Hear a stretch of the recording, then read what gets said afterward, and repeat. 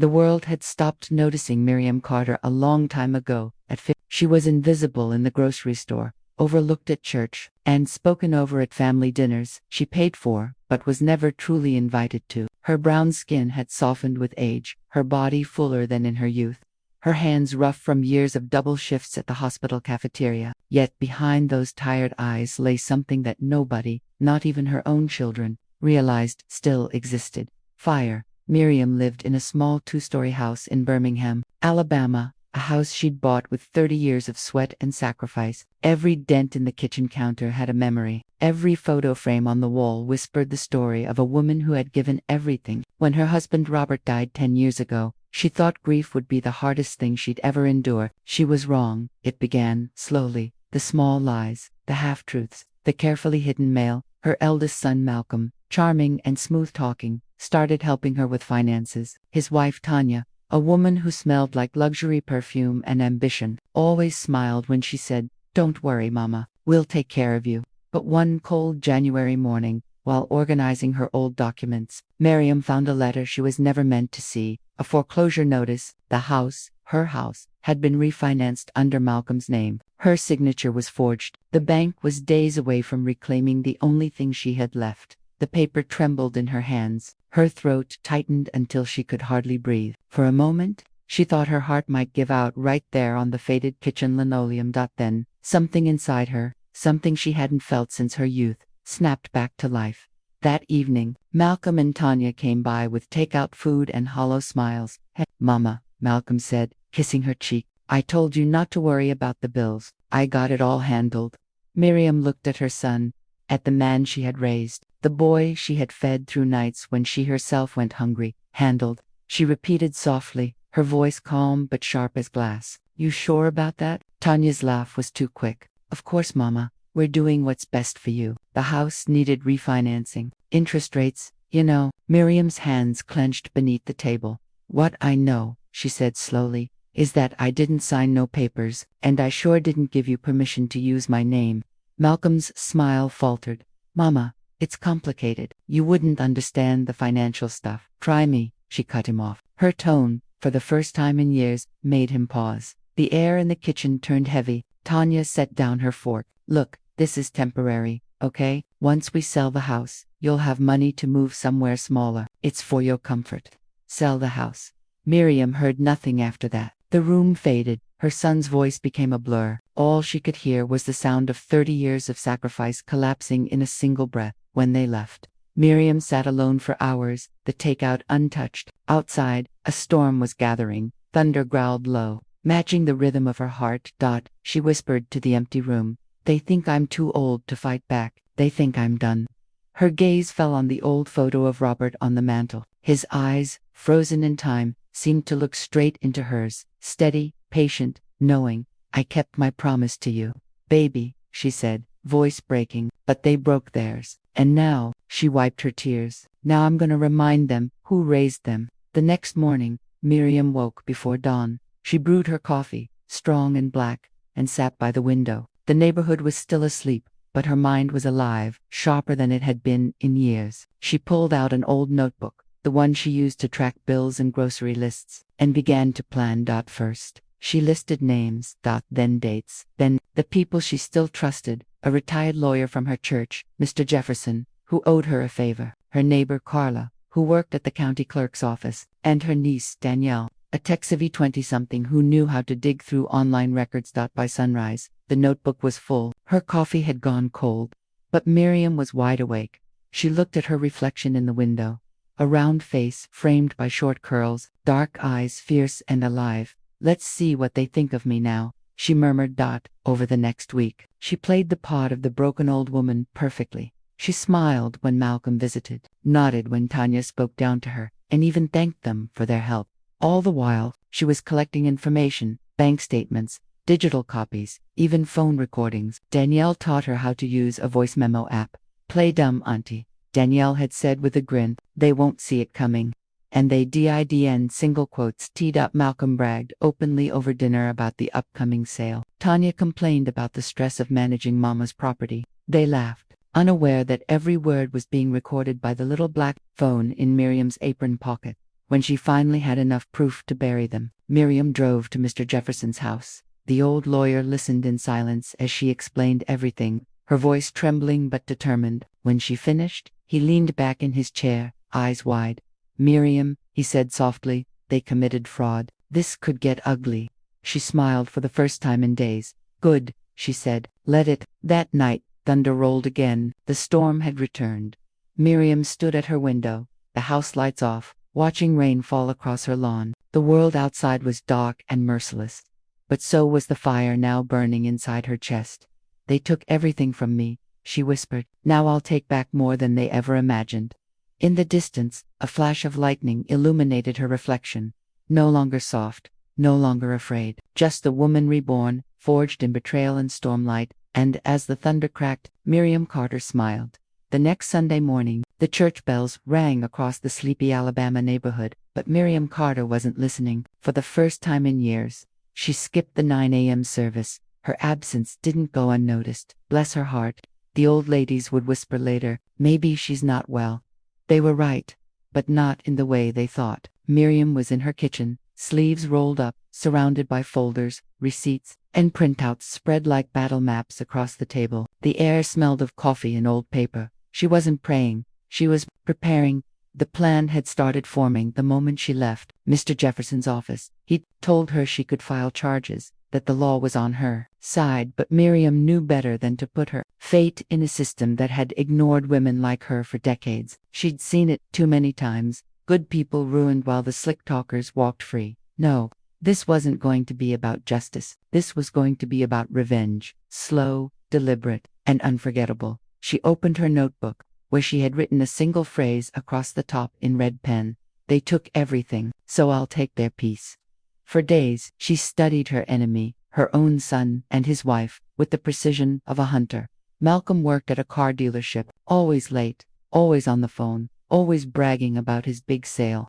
Tanya ran a boutique downtown that looked fancy but never had customers. She lived for social media, constantly posting filtered photos, captioned #FamilyFirst and #Grateful. Miriam scrolled through Tanya's Facebook late into the night, watching her lie to the world, one glossy selfie at a time. Perfect marriage, perfect home, perfect life. Let's see how perfect it feels when it all comes crashing down, Miriam muttered, her voice low and steady. The first step was information. She called Carla, her neighbor from across the street, who worked at the county clerk's office. "You still got access to them property records?" Miriam asked. Carla laughed. "You bet I do. Why? You finally selling that old house?" "Not quite," Miriam said, smiling faintly. "I just need to see who thinks they already did." Within an hour, Carla called back. "Miri, you're not gonna like this. The property deed listed Malcolm and Tanya as Miriam's name had been quietly removed. The sale had already been scheduled for next month.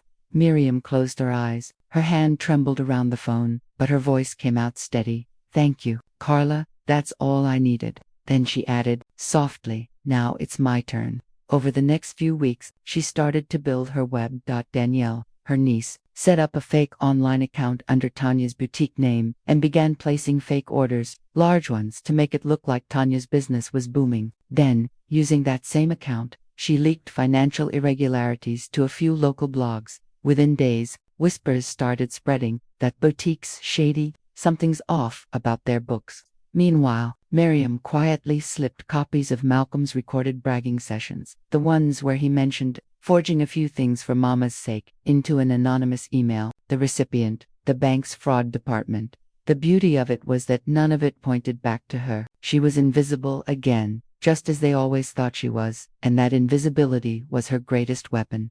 One afternoon, Tanya came by, nervous and smiling too much. "Mama," she said, setting down a basket of muffins, "I just wanted to check in. You know, since the house sale's coming up and all." Miriam wiped her hands on her apron. "Oh, bless your heart, Tanya. You worried about me. Of course, you'll be comfortable after this, I promise." "Comfortable," Miriam repeated, her tone sweet but sharp. "You mean, like living out of a rented apartment while you two sit pretty in my house?" Tanya froze. "It's not like that." Then something inside her, something she hadn't felt since her youth, snapped back to life. That evening, Malcolm and Tanya came by with takeout food and hollow smiles. "Hey, Mama," Malcolm said, kissing her cheek. I told you not to worry about the bills. I got it all handled. Miriam looked at her son, at the man she had raised, the boy she had fed through nights when she herself went hungry. Handled, she repeated softly, her voice calm but sharp as glass. You sure about that? Tanya's laugh was too quick. Of course, Mama, we're doing what's best for you. The house needed refinancing, interest rates, you know. Miriam's hands clenched beneath the table. What I know, she said slowly, is that I didn't sign no papers, and I sure didn't give you permission to use my name. Malcolm's smile faltered. Mama, it's complicated. You wouldn't understand the financial stuff. Try me. She cut him off. Her tone, for the first time in years, made him pause. The air in the kitchen turned heavy. Tanya set down her fork. Look, this is temporary, okay? Once we sell the house, you'll have money to move somewhere smaller. It's for your comfort. Sell the house. Miriam heard nothing after that. The room faded. Her son's voice became a blur. All she could hear was the sound of 30 years of sacrifice collapsing in a single breath. When they left, Miriam sat alone for hours, the takeout untouched. Outside, a storm was gathering. Thunder growled low. Matching the rhythm of her heart, she whispered to the empty room. They think I'm too old to fight back. They think I'm done. Her gaze fell on the old photo of Robert on the mantel. His eyes, frozen in time, seemed to look straight into hers, steady, patient, knowing. I kept my promise to you. Baby, she said, voice breaking, but they broke theirs. And now, she wiped her tears. Now I'm going to remind them who raised them. The next morning, Miriam woke before dawn. She brewed her coffee, strong and black, and sat by the window. The neighborhood was still asleep, but her mind was alive, sharper than it had been in years. She pulled out an old notebook, the one she used to track bills and grocery lists, and began to plan. First, she listed names, then dates, then the people she still trusted. A retired lawyer from her church, Mr. Jefferson, who owed her a favor, her neighbor Carla, who worked at the county clerk's office, and her niece, Danielle, a tech-savvy 20-something who knew how to dig through online records. By sunrise, the notebook was full. Her coffee had gone cold, but Miriam was wide awake. She looked at her reflection in the window, a round face framed by short curls, dark eyes fierce and alive.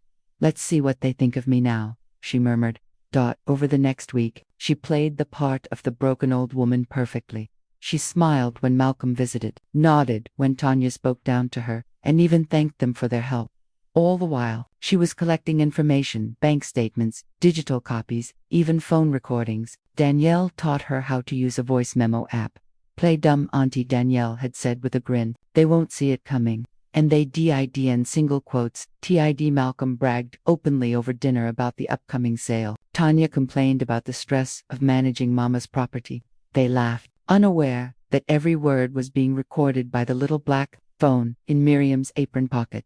When she finally had enough proof to bury them, Miriam drove to Mr. Jefferson's house. The old lawyer listened in silence as she explained everything, her voice trembling but determined. When she finished, he leaned back in his chair, eyes wide. Miriam, he said softly, they committed fraud. This could get ugly.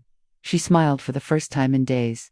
Good, she said, let it. That night, thunder rolled again. The storm had returned. Miriam stood at her window, the house lights off, watching rain fall across her lawn. The world outside was dark and merciless. But so was the fire now burning inside her chest. They took everything from me, she whispered. Now I'll take back more than they ever imagined. In the distance, a flash of lightning illuminated her reflection. No longer soft, no longer afraid, just a woman reborn, forged in betrayal and stormlight. And as the thunder cracked, Miriam Carter smiled. The next Sunday morning, the church bells rang across the sleepy Alabama neighborhood, but Miriam Carter wasn't listening. For the first time in years, she skipped the 9 a.m. service. Her absence didn't go unnoticed. Bless her heart. The old ladies would whisper later, maybe she's not well. They were right, but not in the way they thought. Miriam was in her kitchen, sleeves rolled up, surrounded by folders, receipts, and printouts spread like battle maps across the table. The air smelled of coffee and old paper. She wasn't praying. She was preparing. The plan had started forming the moment she left Mr. Jefferson's office. He'd told her she could file charges, that the law was on her side. But Miriam knew better than to put her fate in a system that had ignored women like her for decades. She'd seen it too many times. Good people ruined while the slick talkers walked free. No, This wasn't going to be about justice. This was going to be about revenge. Slow, deliberate, and unforgettable. She opened her notebook, where she had written a single phrase across the top in red pen. They took everything, so I'll take their piece. For days, she studied her enemy, her own son, and his wife, with the precision of a hunter. Malcolm worked at a car dealership, always late, always on the phone, always bragging about his big sale. Tanya ran a boutique downtown that looked fancy but never had customers. She lived for social media, constantly posting filtered photos captioned #FamilyFirst and #Grateful. Miriam scrolled through Tanya's Facebook late into the night, watching her lie to the world, one glossy selfie at a time. Perfect marriage, perfect home, perfect life. Let's see how perfect it feels when it all comes crashing down, Miriam muttered, her voice low and steady. The first step was information. She called Carla, her neighbor from across the street, who worked at the county clerk's office. Girl, you've still got access to them property records? Miriam asked. Carla laughed. You bet I do. What, you finally selling that old house? Not quite, Miriam said, smiling faintly. I just need to see who thinks they already did. Within an hour, Carla called back. Miri, you're not gonna like this. The property deed listed Malcolm and Tanya as Miriam's name had been quietly removed. The sale had already been scheduled for next month. Miriam closed her eyes. Her hand trembled around the phone, but her voice came out steady. Thank you, Carla, that's all I needed. Then she added, softly, now it's my turn. Over the next few weeks, she started to build her web. Danielle, her niece, set up a fake online account under Tanya's boutique name and began placing fake orders, large ones, to make it look like Tanya's business was booming. Then, using that same account, she leaked financial irregularities to a few local blogs. Within days, whispers started spreading that boutique's shady, something's off about their books. Meanwhile, Miriam quietly slipped copies of Malcolm's recorded bragging sessions, the ones where he mentioned forging a few things for Mama's sake, into an anonymous email. The recipient, the bank's fraud department. The beauty of it was that none of it pointed back to her. She was invisible again, just as they always thought she was, and that invisibility was her greatest weapon. One afternoon, Tanya came by, nervous and smiling too much. Mama, she said, setting down a basket of muffins, I just wanted to check in, since the house sale's coming up and all. Miriam wiped her hands on her apron. Oh, bless your heart, Tanya. You worried about me. Of course, you'll be comfortable after this, I promise. Comfortable, Miriam repeated, her tone sweet but sharp. You mean, like living out of a rented apartment while you two sit pretty in my house? Tanya froze. It's not like that. Oh, I know exactly what it's like, Miriam said, smiling now, the kind of smile that didn't reach her eyes. You to think I'm too old to notice when snakes slither in my garden. Tanya opened her mouth, but no words came out. She stammered something about family misunderstandings and left within minutes. Miriam watched her go, then whispered, run while you still can. That night, Danielle texted her. Danielle, Auntie, the bank's investigating. It's working. Miriam, good, but don't stop yet. They haven't learned their lesson. Miriam wasn't done, not even close. She began to remember things, old secrets, old debts. Malcolm had taken out loans before, shady ones. Tanya had been caught shoplifting as a teen. People forget how small towns remember everything. She wrote it all down, every piece of dirt, every sin they'd buried. Then came the second storm, literal and symbolic. A tornado warning flashed on TV one evening. Thunder shook the windows, and the sky outside turned the color of steel. Miriam stood by her front door, staring out into the chaos. And in that moment, as lightning lit up the yard, she realized something chilling. She didn't just want to stop them. She wanted them to feel what she had felt, the fear, the shame, the helplessness. She wanted to strip them of the illusion of safety. When the storm passed, she went to work. She left an anonymous voicemail on Malcolm's dealership line, disguised through a voice changer Danielle helped her install. You should check your wife's accounts before the IRS does. She sent a fake buyer inquiry to Tanya's boutique, asking about products that didn't exist, and when Tanya responded, Miriam leaked the email thread to a gossip page that specialized in exposing local scams. Within a week, Tanya's boutique lost half its followers, and someone tagged the bank under her latest post with the comment, maybe stop scamming your mama first. Miriam laughed so hard she cried, not from joy, but from something darker. Release. For once, She wasn't powerless. But then came the unexpected.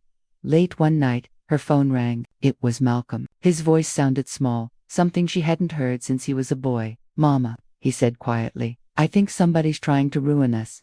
Her stomach tightened, but her tone was steady. "Oh yeah, the bank called today. They're investigating me. Tanya's losing clients. I don't know what's happening." There was silence. Only the hum of the refrigerator filled the gap between them. Finally, Miriam said, "Maybe God's just reminding you what happens when you hurt people who love you." He sighed, almost a sob. "Mama, please." But she hung up. Then she sat back in her chair, breathing hard, tears stinging her eyes. For a moment, guilt flickered, then vanished. "They took my home," she whispered. "Now I'm taking theirs." Outside, the wind picked up again. Miriam glanced toward the photo of Robert on the mantel. "Baby," she said softly, "I'm not done yet." The fire in her eyes was brighter than ever. The storm had passed for everyone else, but for the Carters, it was just beginning. Morning light spilled through the blinds, washing Miriam's kitchen in gold. The storm had passed, leaving behind a sharp, eerie stillness. On the counter sat her phone, buzzing nonstop with messages she refused to open. She didn't need to. She already knew what they said. The news was spreading. Malcolm and Tanya Carter, investigated for mortgage fraud. The headlines sat on every local blog, followed by a grainy photo of the couple smiling in front of her house. Her house, with the caption, "The American Dream, built on lies." Miriam chuckled softly, but the sound came out strange, half laugh, half sob. For the first time in years, she felt powerful. At 8 a.m., there was a knock on her door. 3 sharp raps. "Official." She tightened her robe and opened it to find 2 men in dark suits standing on her porch. Double quotes, "Mrs. Carter, that's me. I'm Agent Phillips with the State Financial Crimes Unit. This is my partner, Agent Ruiz. We're looking into a series of fraudulent mortgage applications tied to this address." Miriam blinked innocently. "Oh my goodness, fraud at my house." "Yes, ma'am. We have reason to believe someone used your name without consent." "Well, isn't that something?" she said, feigning surprise. "Come in, gentlemen. I've been waiting for someone to ask." The agents took notes as she laid everything out, the documents, the recordings, the signatures. Her voice never trembled once. "Your son's name appears here," one of them said, sliding the paper closer. "Yes," Miriam said quietly. "He and his wife told me it was just a refinancing form. I didn't realize they'd taken me off the deed until it was too late."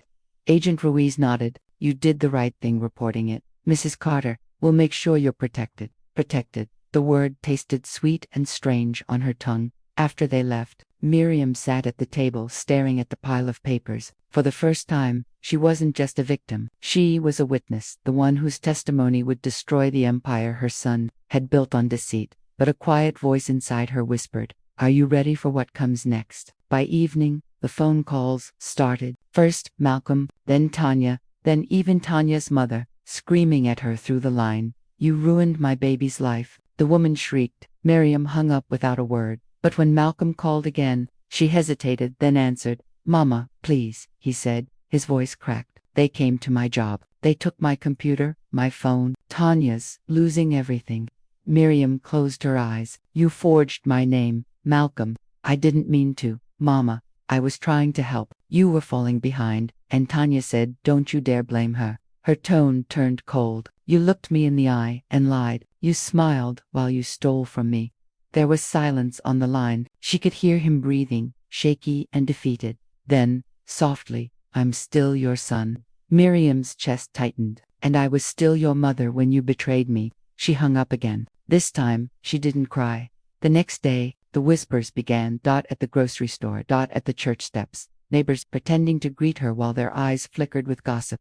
"Poor Miriam," someone whispered. "Her boy in trouble again. She didn't deserve that." But others said, she could have kept it quiet. Family business shouldn't be out in public.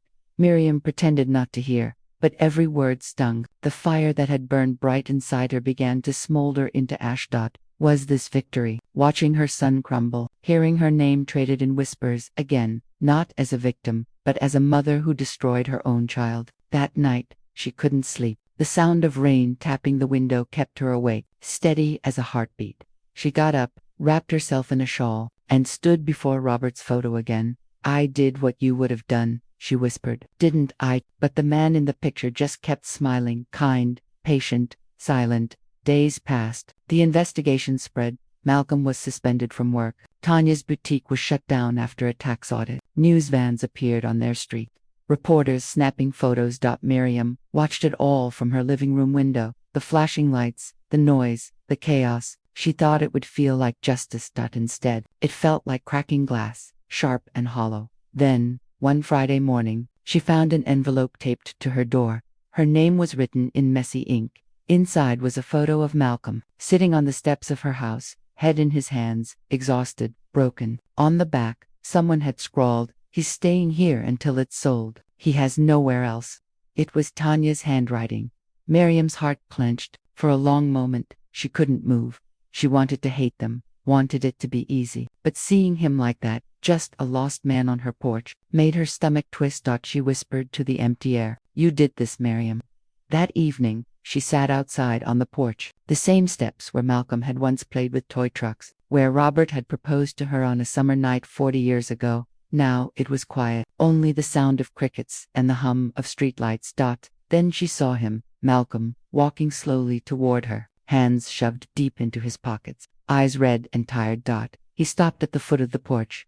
"I know you don't want to see me," he said, "but I needed to say something." Miriam didn't speak. "I messed up, Mama. I let Tanya talk me into things, but it was me. I should have known better." She looked at him for a long moment. "Why?" she finally asked. "Why would you do that to me?" He swallowed hard. "Because I thought you'd never need the house. I thought you'd be gone soon." The words hit her like a slap. "Gone. I didn't mean." "Yes, you did," she said, voice shaking. "You thought your mama was already halfway in the grave." He looked down, ashamed. "I don't expect forgiveness," he said quietly, "but I wanted you to know, I'm sorry." Miriam didn't answer. She stood, turned, and walked inside. Leaving the door open behind her, Malcolm hesitated, then followed. Inside, the silence between them stretched. Miriam poured 2 cups of coffee, her movements slow and deliberate. She set one in front of him. "I don't forgive you," she said. "Not yet, maybe not ever, but I'm tired of hating you." He nodded, tears in his eyes. "I'll fix it," he whispered, "whatever it takes." Miriam sighed. "It's too late for that, baby. Some things, once broken, don't fit the same again." They sat together until the coffee went cold. Outside, thunder rumbled again, faint and far away. Later that night, after Malcolm left, Miriam stood by the window watching his car disappear down the street. For the first time, she didn't feel anger or triumph, only exhaustion. She turned off the lights and whispered to herself, maybe the real punishment isn't losing everything. Maybe it's living long enough to watch it fall apart. The fire was still there but softer now, flickering like a dying candle. And deep down, she knew this story wasn't over yet. The storm had broken her enemies, but it was coming for her next. Miriam woke to the sound of knocking, not the polite kind, but the heavy, impatient kind that made her stomach twist. When she opened the door, 2 officers stood on her porch. "Mrs. Carter, we have a few more questions regarding your son's case." Her pulse skipped. "Of course," she said, trying to steady her voice. "Come in." The men stepped inside. One of them began recording on a small body cam. "Miriam Carter, just to confirm, you filed a statement about the forged documents, correct?" "Yes." "And you provided the original paperwork?" "Yes." The officer exchanged a glance with his partner. "Ma'am, we need to verify that the documents were obtained legally." Her brow furrowed. "Legally? They were in my house. Do you have proof of that, Mrs. Carter?" The room suddenly felt smaller. "Proof? You mean besides the fact that it's my name on the deed?" The officer's voice softened, but his eyes didn't. "We just need to make sure no evidence was taken without consent." Tanya Carter filed a complaint claiming you entered their property and removed personal items. Miriam froze. "Their property?" "Yes, ma'am. She claims the house is under her and your son's name, not yours." Miriam laughed, but it came out brittle. "That's rich. She forged it, and now she's claiming ownership." "Just routine, ma'am," the officer said. "But until this clears up, we'll need you to refrain from entering or removing any items from the house." He handed her a notice, bold red letters across the top. "Temporary hold order."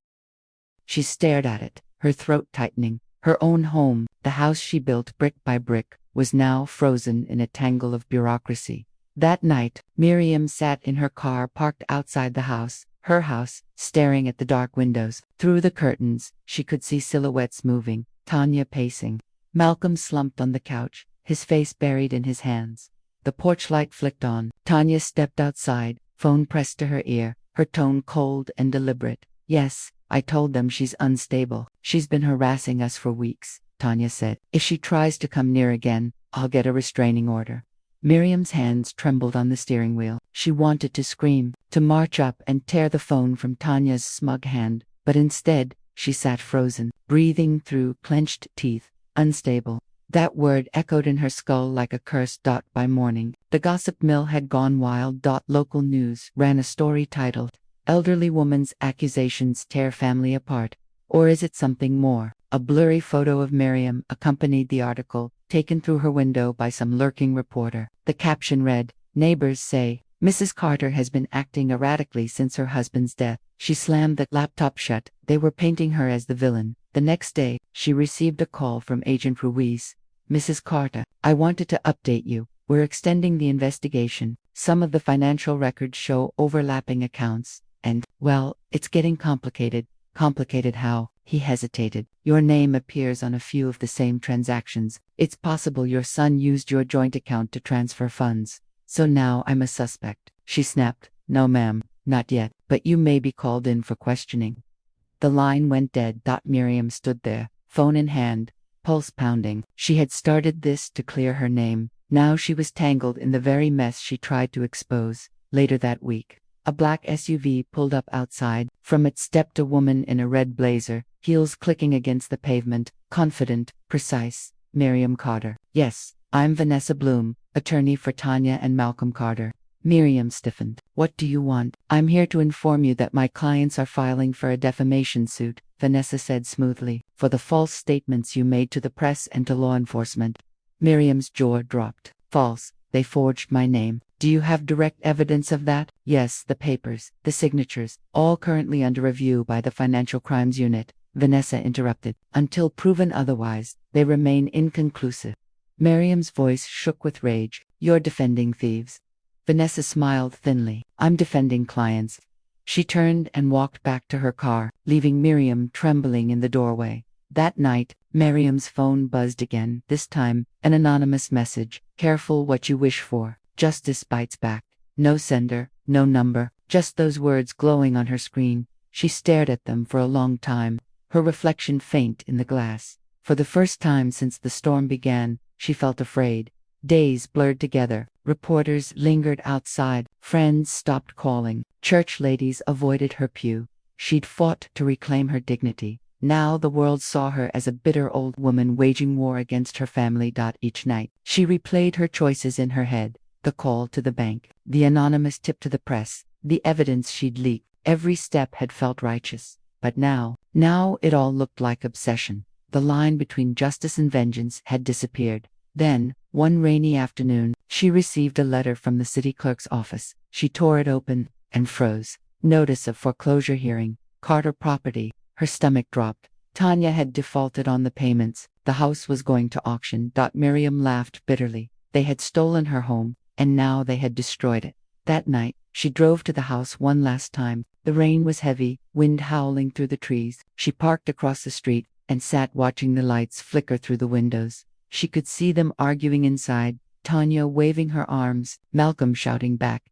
Then, suddenly, Tanya threw something. A glass shattered against the wall. Miriam flinched, remembering the sound of her own plate shattering months ago. The cycle had come full circle. She whispered to herself, "You wanted to watch it burn, Miriam. Now it's burning."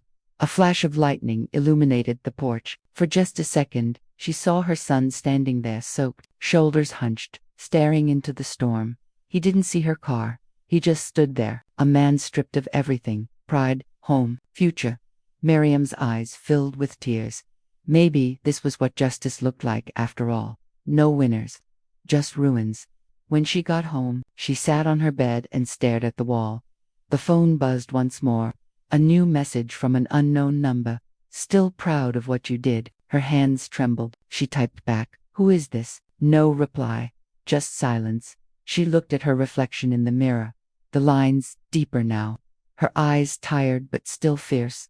"I'm not done," she whispered. You took my peace, now I'll take yours.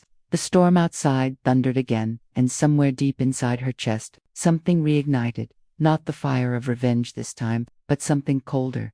Resolve.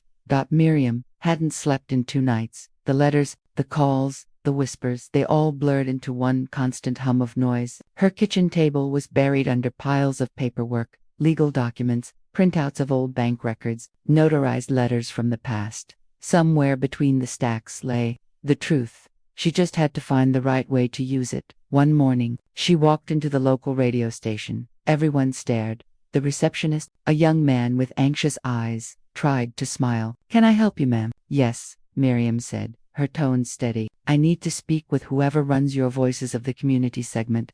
The young man blinked. "That's me, actually. I'm Daniel." "Good," she said, setting down a folder thick with documents. "You're about to hear a story you won't forget." 30 minutes later, the microphone was live. Daniel hesitated before introducing her. "Today we have Mrs. Miriam Carter, a longtime member of our community, here to share her story." Miriam leaned toward the mic. Her hands didn't shake this time. "This is not just about me," she began, voice calm but sharp. "It's about what happens when family becomes a transaction, when the people you love decide you're worth more on paper than in person." She told everything. The forged documents, betrayal, the investigation that turned against her. Her voice cracked once, just once, when she said Malcolm's name. Daniel sat frozen, mouth slightly open. When she finished, the studio was silent. Then the phone lines lit up. Call after call came in, people offering support, others sharing their own stories of betrayal and injustice. By the time she left, the station's producer ran after her. "Mrs. Carter, would you be open to a televised interview?" Miriam smiled faintly. "If the truth scares them, let it scream." That night, the segment aired on local TV. Within hours, her story went viral, reposted, shared, argued over. Half the viewers called her brave, the other half called her vindictive. But no one ignored her. Across town, Tanya sat watching the same broadcast, her wineglass trembling in her hand. "She's trying to ruin us," she snapped. "You're just going to sit there." Malcolm didn't answer. He stared at the screen, his mother's voice echoing through the living room. "Justice is not revenge," Miriam said on camera. "Justice is remembering who you were before they broke you." Something in him cracked. He turned the TV off. 2 days later, Miriam's lawyer called. "Mrs. Carter, the court's reviewing your case. The attention has accelerated the process. There might be a chance to reclaim your deed." Her heart pounded. "You mean I could get my home back?" "It's possible, but—" He hesitated. "Tanya's attorney just filed for a counterclaim, emotional distress, harassment, and invasion of privacy." Miriam laughed bitterly. "She stole my life, and now she's distressed." "I know, but we'll fight it. Just be careful what you say publicly." Miriam's lips curved into a tired smile. "You don't silence truth, son. You let it echo." But truth came with a price. By the end of the week, Miriam's mailbox was full of hate letters. Liar, crazy old woman, family destroyer. She kept them all in a drawer, not because she liked them, but because each word reminded her how power worked when you spoke truth. The world tried to drown you. Then came the breaking point. Late one evening, while watching another broadcast about her case, she saw Tanya on screen, smiling, poised, tears glistening at the corners of her eyes. "I loved Miriam like my own mother," Tanya said, voice quivering, "but she changed after her husband passed. We tried to help, we paid her bills, took care of her home, and this is how she repays us." Miriam's hand clenched so hard around the remote that it cracked. On the screen, Tanya continued, "It's sad, really. She needs help, not hatred." The audience applauded. Miriam turned off the TV, chest heaving. "Help," she spat. "You call stealing help?" She stood up, too quickly. The room spun. Her vision blurred for a second, and she had to grab the table for balance. The next morning, she woke on the couch, a blanket over her shoulders. Someone had been there. A faint scent of aftershave lingered. Malcolm's on the coffee table. There was a folded note. "Mama, I know she's gone too far. I can't stop her, but I want to make it right. Please meet me. Saturday, the park at 10 a.m. Her fingers trembled as she read it again and again. After everything, the lies, the hurt, he still called her Mama. Saturday came gray and windy. Miriam sat on a bench in the park, scarf wrapped tight around her neck. Children played nearby, their laughter like ghosts from another life. Then she saw him, Malcolm, older somehow, shoulders hunched, eyes weary. He sat beside her without a word. "Mama," he whispered, "I can't live like this. Tanya's gone mad trying to keep the money. She's even talking about selling the house before the case closes." Miriam's chest tightened. "She can't do that. She will if we don't stop her." He looked at her, desperate. "Let me help you now, please." For a moment, she saw the boy he used to be, the one who used to pick wildflowers for her in this very park. But then she remembered the forged signature. The lies. "Help me," she said softly, "or help yourself." He didn't answer. His silence was all the answer she needed. When she got home, she sat by the window and thought about what to do next. She could walk away. Let the courts handle it. Or she could finish what she started. Her hand reached for the old black binder, Robert's binder, filled with insurance papers, letters, and one particular document she had almost forgotten, a recorded will. Robert had left her everything, including the right to contest ownership of the home under any future, fraudulent claim. She stared at it for a long time. A slow, cold smile spread across her face. "This," she whispered, "is my bullet." The next week, the court reconvened. Tanya arrived in her red blazer, smirking like victory was certain. But when Miriam's lawyer submitted the recorded will into evidence, the color drained from Tanya's face. The judge leaned forward. "Mrs. Carter, this document clearly establishes pre-existing ownership rights. Unless there's proof of coercion, the deed reverts to you." Silence filled the courtroom. Miriam's hands shook as she gripped her cane. "Proof of coercion?" she echoed softly. "The only coercion here was greed." Tanya opened her mouth, but no words came out. For the first time, she looked small. Outside the courthouse, reporters crowded around. "Mrs. Carter, how does it feel to win?" one shouted. Miriam paused on the steps. "Winning isn't the right word," she said quietly. "When blood turns on blood, no one wins. But maybe, just maybe, the truth gets to breathe again." Flashbulbs burst like lightning. Her hair whipped in the wind. She looked like a woman who'd survived a war, scarred, but unbroken. That night, she returned to her house. The smell of dust and paint filled the air, the home she fought for, finally hers again. She walked through the empty rooms, running her fingers over the walls, every crack a memory. In the kitchen, she found a small photograph taped to the fridge, a picture of her, Malcolm, and Robert from years ago. The edges were worn, but their smiles were still whole. She sank into a chair, tears slipping down her cheeks. "Robert," she whispered, "we got it back." Then she smiled faintly. "But I lost the boy we raised." As the night deepened, she sat by the window, the house quiet around her. Outside, thunder rolled in the distance. Again, not the sound of danger this time, but of peace. She had fought for her home, her name, her truth, and she had won. But the victory was a hollow one, because in the end, justice had no warmth. Only silence. For weeks, the small town of Clarksville had whispered about Rosa Jenkins, the woman who once cried at the grocery store, who lost her home and family, now walked with an air of quiet defiance. Her eyes, once weary and broken, gleamed with intent. No one knew what she was planning, but everyone could feel the pressure rising, like thunderclouds before a storm. Rosa spent her mornings in the cafe downtown, reading files, making lists, and typing furiously on her laptop. She had stopped hiding. When Michelle's friends passed by and whispered, Rosa looked them straight in the eyes and smiled softly, dangerously. "Something's changed in her," the barista murmured one morning. "She's not scared anymore." And she wasn't. Rosa had finally accepted the truth. Forgiveness was for those who deserved Eitan, her son, and daughter.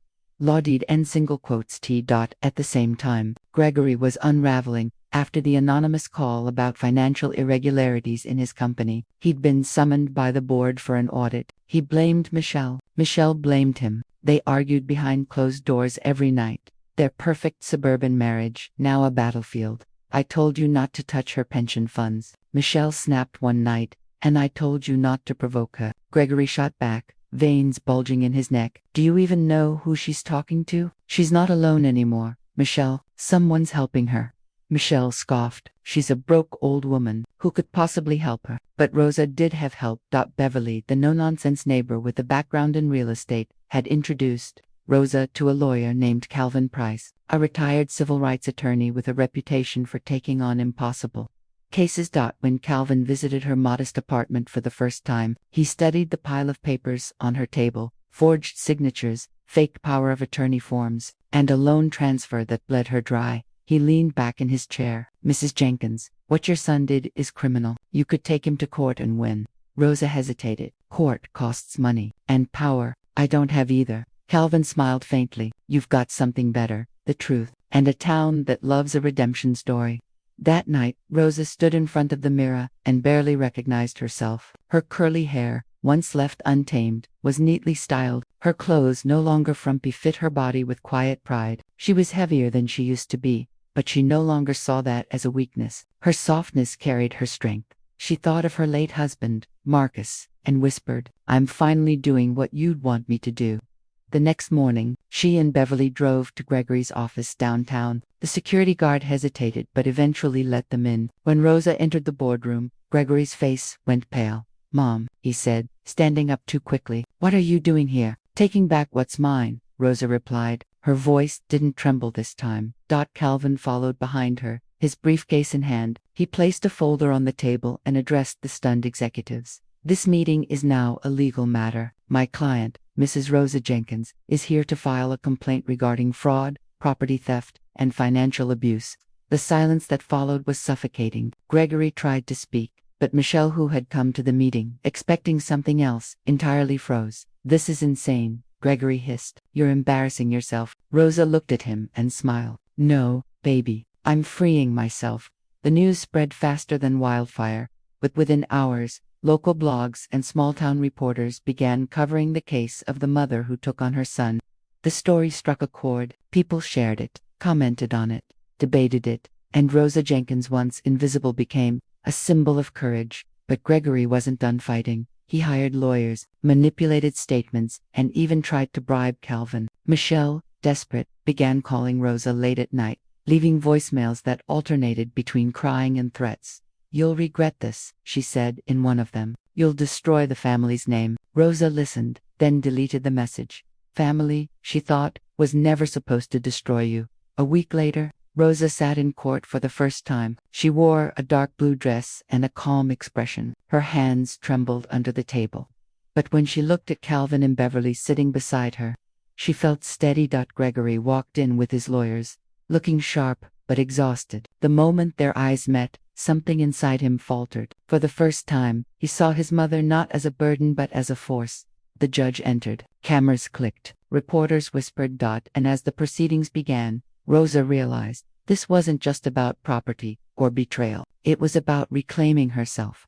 That night, she sat on her balcony, watching the storm roll in. Rain began to fall, soft and heavy, washing the dust off the streets. She closed her eyes and whispered, Let it rain. I'm ready for the storm. The courthouse buzzed with tension that morning. The air was thick with humidity and gossip, as if the walls themselves could feel the weight of what was about to unfold. Rosa Jenkins, once the quiet widow nobody noticed, now walked through the courthouse doors like a woman stepping onto a battlefield. Her heart pounded not from fear, but from purpose. Dressed in a navy suit that fit her perfectly, her hair swept back into tight curls, she looked every bit the matriarch she was always meant to be. Beverly grinned as she followed close behind, carrying a small purse and the kind of energy that could start a fire. Calvin Price met them at the entrance. Are you ready? He asked softly. Rosa's gaze was steady. I've been ready for 55 years. I just didn't know it. Inside, Gregory and Michelle sat at the defendant's table, their posture stiff, their smiles strained. Gregory looked like a man hollowed out by pride and panic. Michelle wore her expensive suit like armor, but her eyes betrayed the truth-fear. As the judge entered, all rose, the murmurs stopped. Calvin began the case calmly, laying out every piece of evidence, the forged signatures, the fraudulent power of attorney, the altered financial statements. He moved like a surgeon, precise and unrelenting. Then came Rosa's turn to testify. She stood, her palms trembling slightly, and took the oath. The courtroom lights were hot on her face, but she didn't look away when Calvin said, Mrs. Jenkins, can you tell us, in your own words, what happened to you? Her voice was low, but carried through the room. My son asked me to sign a few papers. I trusted him. I always trusted him. I didn't know those papers meant giving him everything I had left of my husband. She paused. When I found out, I begged him to make it right. Instead, He threw me out of my home. A ripple of shock spread across the audience. Gregory shifted uncomfortably, but Rosa kept going.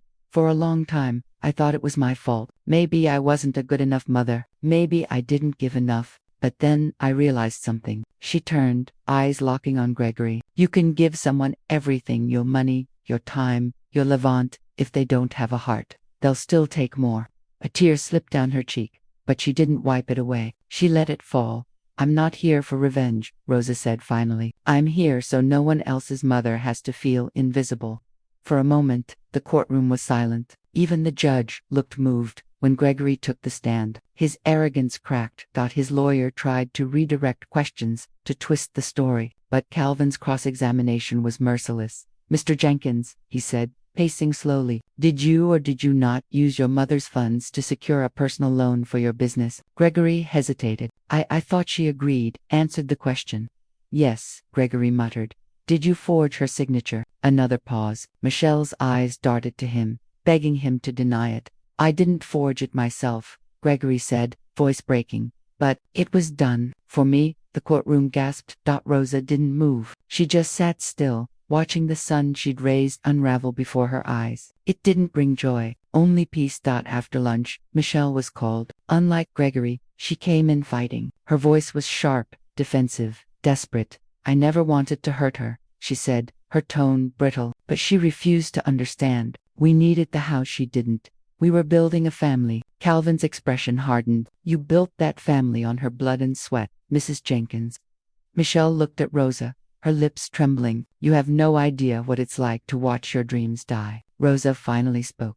I do. You made sure of it. By afternoon, it was over. The judge's ruling came swift and decisive. The court finds Gregory Jenkins and Michelle Jenkins guilty of fraud, financial exploitation, and coercion. Gasps filled the courtroom.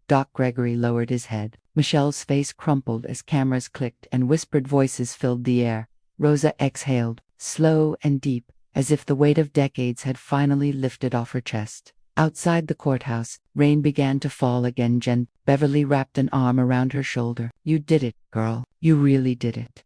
Rosa smiled faintly. I didn't just win, Bev. I came back to life. That evening, news outlets everywhere carried her story. 55-year-old mother wins case against her own son. Talk shows debated morality, greed, and the quiet strength of mothers everywhere. Rosa Jenkins became a symbol not of vengeance, but of rebirth. Still, as she sat alone that night in her small apartment, Rosa didn't celebrate. She just looked out the window at the city lights and whispered to herself, "You're free now." The storm had passed, but one final choice remained. What to do with that freedom? The sun rose over Clarksville with a gentleness that felt almost unreal. The rain had washed everything clean, the streets, the air, and maybe, in some quiet way, Rosa Jenkins's soul. She woke early that morning, not from the sound of worry, but from peace. For the first time in years, she didn't have to rush anywhere, didn't have to fear what waited in the mail or who might knock on her door. She made herself a cup of coffee, the smell rich and grounding, and stood by the window, letting the warmth of the light touch her face. The court's verdict had changed everything. Gregory and Michelle had been sentenced to probation and heavy restitution payments. Rosa's house, her house, was legally returned to her, along with the money they had stolen. But more than property, Rosa had reclaimed something deeper, her dignity. Beverly arrived that morning, a wide grin spreading across her face. You ready to go back home, honey? Rosa smiled softly. Home, she repeated, as if testing the word on her tongue. Yeah, I think I am. They loaded Beverly's car with a few bags and boxes. It wasn't much, just enough to remind Rosa that life could start over with little. As the car rolled through the streets toward her old neighborhood, people waved at her. Some smiled shyly, others stopped to say things like, "We're proud of you, Miss Jenkins," or "You showed them what strength looks like." It still surprised her how her story had touched people she'd never met. But she didn't crave attention. She only wanted peace. When they pulled into the driveway of the small, beige house that used to be hers, Rosa's breath caught in her throat. It looked almost the same, but somehow smaller, like a ghost of a memory. The rose bushes had withered. The paint on the porch was chipped. The mailbox still bore her name, faint but stubborn, Jenkins. Beverly squeezed her hand. Go on, baby. It's yours again. Rosa stepped out slowly and walked up the creaking steps. Her fingers brushed the doorknob, cold, familiar. When she turned it and stepped inside, the smell hit her. Dust, wood, and something else. Memory. She closed her eyes, and for a moment, she could almost hear Marcus's laughter in the kitchen. Smell his cologne. Feel his arms around her shoulders. I'm home, Marcus, she whispered. Later that afternoon, she began cleaning, not because the place was dirty, though it was, but because it felt symbolic, like wiping away the years of betrayal. Beverly helped her, humming gospel tunes, while Rosa dusted the old frames on the wall. She found a photo of Gregory, as a boy smiling, gap-toothed, holding a tiny baseball glove. The sight of it made her chest ache. Do you ever stop loving your child, Bev? Rosa asked quietly. Beverly looked up from the mop. No, honey, but sometimes you love them from far away. Rosa nodded slowly. Yeah, from far away sounds right. She set the picture back down, face up, not hidden anymore. Forgiveness didn't mean forgetting, it meant choosing peace over poison. In the weeks that followed, Rosa rebuilt more than just her house. She started volunteering at the local community center, helping older women navigate housing, paperwork, and pensions, things she once didn't understand but had been burned by. Her calm, warm voice made people trust her instantly. They called her Miss Rosa, and she became something of a legend in that little town. The woman who lost everything and found herself again. Calvin would stop by sometimes, bringing coffee and good news. You know, he told her one morning, there's talk about making your case part of a training module for financial abuse prevention. Rosa laughed softly. Imagine that, me, in a textbook.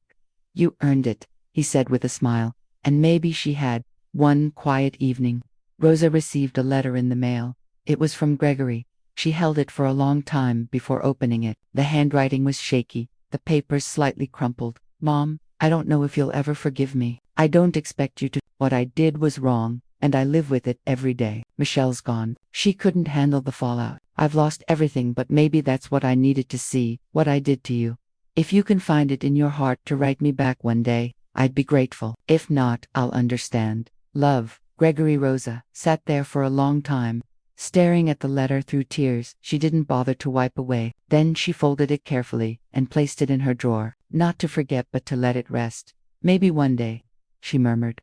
A month later, the town held a small celebration at the community center. They gave Rosa a plaque that read, "To Rosa Jenkins, for standing tall when the world tried to make you small." When she stood on that stage, the applause washed over her like sunlight. She smiled and said, "If there's one thing I learned, it's that storms don't last forever. Sometimes they just clear the sky so you can see who you really are." The crowd erupted in cheers. That night, Rosa returned to her porch, a gentle wind brushing through her hair. The house was quiet, but not empty. It was alive with peace, with laughter, with memory. She leaned back in her chair, the sky above streaked with pink and gold. I made it, she whispered to herself, and for the first time in her life, Rosa Jenkins truly believed it.